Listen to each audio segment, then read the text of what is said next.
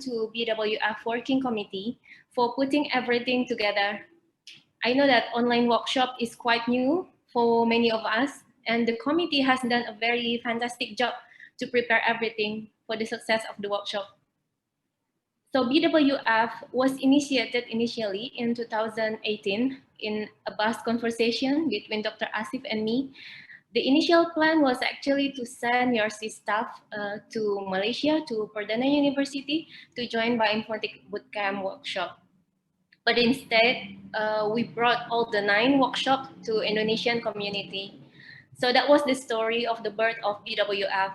And over the course of 9 months, back to back, we flew instructors and PU team from Malaysia to Indonesia. At that time, it never occurred to us to do online workshop. So it's really amazing how the pandemic can help us to think and do outside the box. So during the workshop, you may expect to meet new friends. Some will be your family, have interactive discussion with others, getting consultation sessions.